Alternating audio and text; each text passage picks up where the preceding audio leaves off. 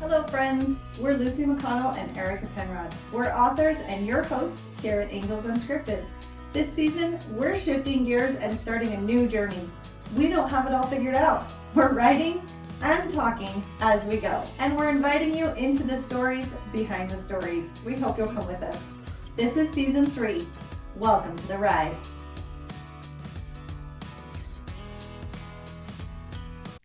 Welcome back to Angels Unscripted. I'm your host, Lucy McConnell, with my dear friend, co-host, and co-author, Erica Penrod.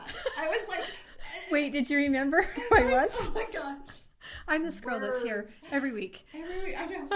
She's amazing. You may notice that we are in the same clothes as we were last week. Yep. We've had to record 2 episodes in a row today because of holidays and other things that are going on. Well, no, you have state finals. That's what you have. That's what we are doing. High school rodeo state finals. State finals next week. Yeah. So that's we're why we're doing around too. The rodeo schedule and we're podcasting around that. So anyway, yes, that's why we're wearing the same clothes as last week. But I promise you, we have showered. We just didn't do repeat, right? Yeah. Oh, okay. Good. So all right. This week, go ahead. You can introduce. All right. Well, this week we decided that we want to revisit one of the topics that we talked about before, because as we have went through last week, we talked about challenges and seeing them as opportunity. If we rewind all the way back when we talk about what do you want, part of that when you're discovering what you want is you find out you were kind of made to do something. Yes. You were created. You were given specific certain talents or some desire that you really want to do, and that is so inspiring. And it's like once you get that, you're like tune into it. Yes, you feel this huge like lift in your vibrations. You feel excited. You're on a different frequency, and you start going, and then something happens, and you then ultimately you hit like we talked about last week. Yeah, you hit a terror barrier, and you're like bam, and you're kind of stuck for a minute. And then we talked about what that looks like, how to get out of that, and then challenges, how to see them as opportunity. So I think part of this cycle is when you start questioning, was I really made to do this? Yeah. Am I supposed to do this? Did I get this wrong? Did I make this up, or did I really feel this? Like, right. Sometimes that comes in. How many times have you done that as an author? Oh my gosh, like...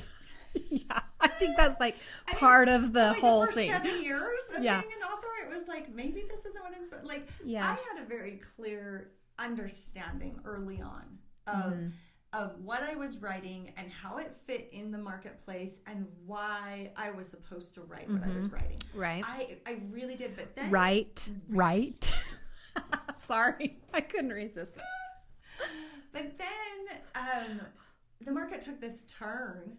Again, and not only did I feel good about what I was doing, but I was seeing success. Right. And then the market took this turn, and I was like, is this really where I'm supposed to stay? Yes. That was a big like what we talked about last like, week. Should I step out of this? Should I move into another direction?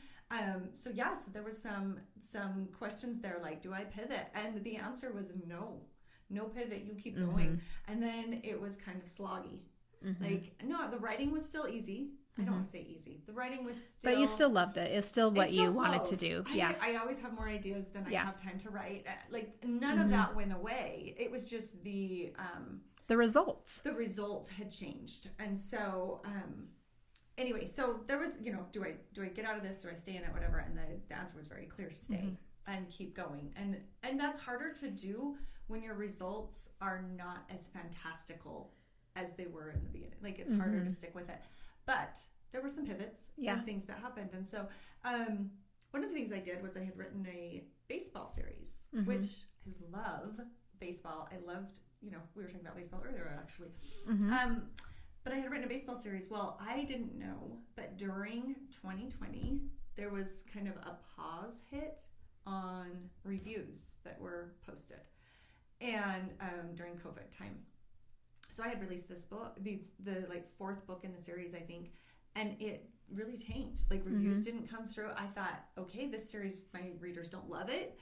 Baseball's not selling now. There's not a thing. And then in 2022, when all of those, I don't know what happened. I don't know if there was a glitch in the algorithm, or if somebody hit the pause button and then forgot to unpause for a while. Or 2022, all those reviews flooded into the marketplace, and that series suddenly had hundreds of reviews that have been sitting held back, and I was like, I should have kept writing it. Yeah. It really was well received. It really was.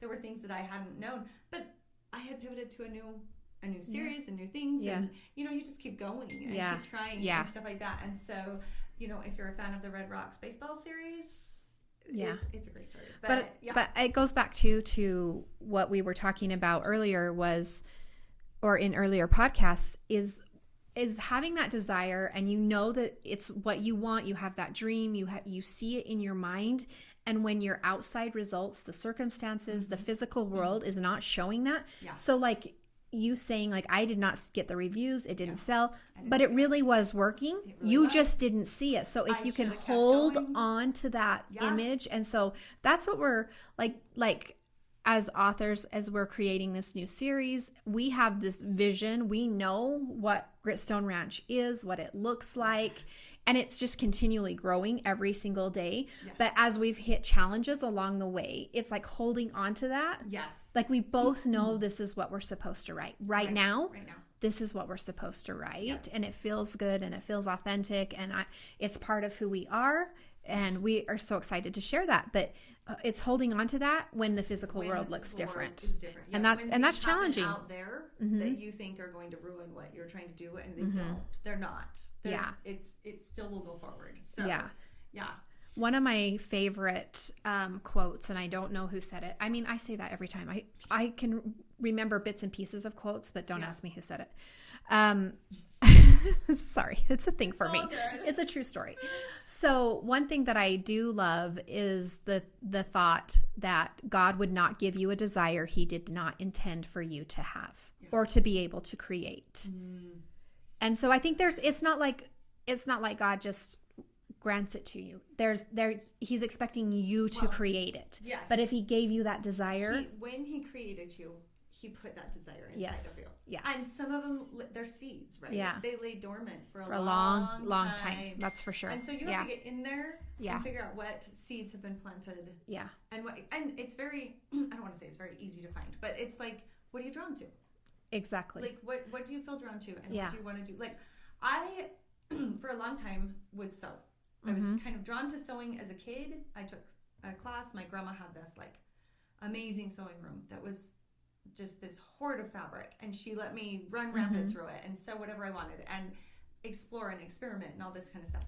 And so for many years I would sew dresses for my daughter, I would sew things for myself, and I felt but I did not feel as though I felt like that was a talent I had and something that I liked to do, but I didn't feel as though it was something that was supposed to be shared with the world. Like, it wasn't going to be a career path. Yeah. Kind of a deal. And so, now, show that to the writing. I did not feel this huge desire to write growing up. I was a reader. I felt story in my soul. And so when I became a writer, that story that was in my soul is what comes out. Yeah. That's what it is. I feel drawn to story so very much. So that's there's a little bit of a difference. Yeah. So that's really interesting because my husband and I were having this conversation last night. I was talking to him about, if you watched last week's episode, it's where I share some of my TikTok challenges. And I told him last night, I'm like, this is so interesting to be on this journey at age 51, like trying to figure out social media, trying to figure out my place in the world, and if my story is relevant to, I want to create these books that appeal to every age, and we're really trying to reach out to some younger readers. And I was like, wait, am I too old to do this? And he's like, no, what are you thinking? Because I just watch these 20-year-olds do it, and it's just beautiful and easy. And I was like, wait, am I too old to do this? But I looked back on my life, and I've shared this before. My absolute desire when I was in college, I was taking courses, trying to get a degree in whatever, because I knew that education was important, but my ultimate desire was to be a mother. Like, I wanted to stay home with my children. And I know that's not how everyone feels, but that's how I felt. Right. And I felt I had this burning desire.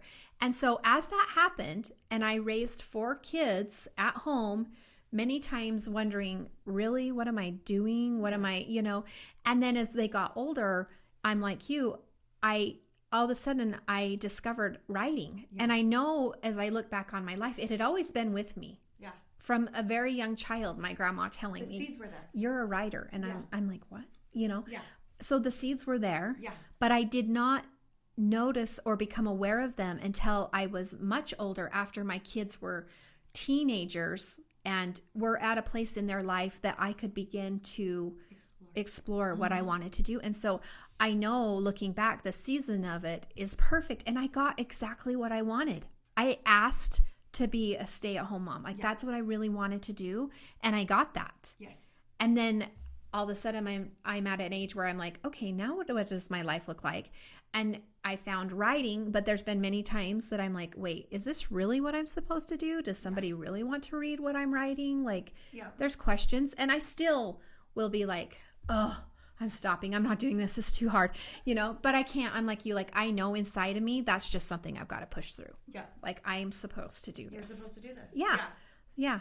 So what other questions arise when you're questioning, should I do this? Should I do this? Should I stop doing it? Should I quit? That other one is do I quit what I'm doing? And then there's just that, I don't know if you're not somebody who prays, because my first response is always just pray about it. Right. God will help you. God will direct right. you. But if you're not a person that prays, I would say go inside yourself. Mm-hmm. Go to a quiet place, very quietly breathe, and just look at what's inside of you. And do you want to quit because it's hard? Do you want to quit because you're frustrated? Do you want to quit because you feel like you're out of your depth? Do you want to quit because you don't have a knowledge that you could get? Do you why are we wanting to quit? And then is that seed there? Look at it inside of you. Close your eyes. Look at that seed in there and see if this is something that's good. If it's good, share it. Right. Go forward with it, Well, one thing that I have learned, as I'm now 51, one thing I've learned is that if I feel a sense of peace, that's how I know to make a change or to stay with something. If I make a decision and a peace comes with it, I can still feel uncomfortable in that it's going to make me grow. Yeah. But there's a peace in that growing that I'm like, okay, I know I need to do this, and I'm okay with being uncomfortable with it. Then I'm recognizing that that's how I feel inspired, is through peace. Yeah. If I feel a bunch of confusion and just chaos, angst, I know that's not for me. And so that's how I'm learning to make those decisions, to decide, yes, this is for me, no, this is not, I should stop. So I love that. So there's wonderful things when you find something inside of yourself that God put there. It's amazing. When you're doing it, it fills your soul.